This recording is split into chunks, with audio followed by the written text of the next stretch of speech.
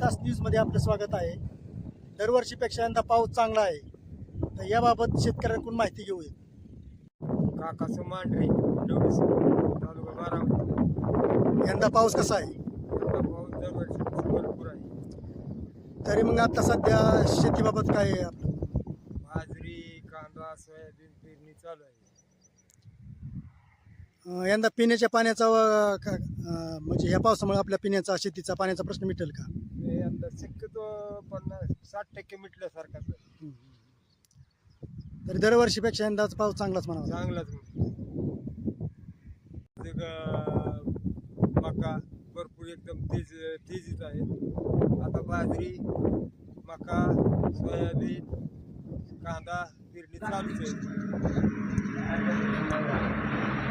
दरवर्षीपेक्षा पाऊस यंदा बारामती तालुक्यातील उंडवडी सुपे परिसरात झाल्याने यंदा मशागतीसाठी शेतकऱ्यांची लगबग चालू असून बाजरी, मका, कांदा, भुईमूग, सोयाबीन पिके करण्यावर भर चालू आहे.